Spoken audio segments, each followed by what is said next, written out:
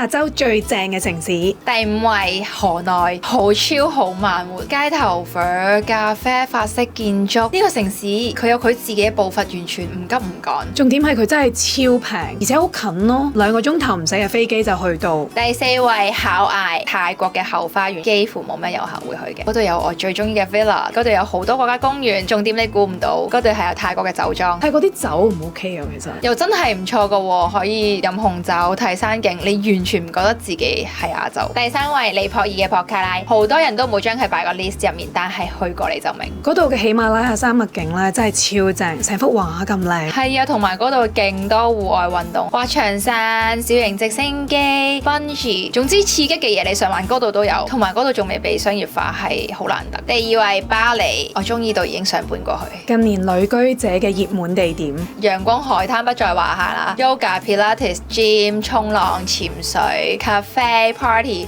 重點係嗰度好養眼，望多2眼會長壽添。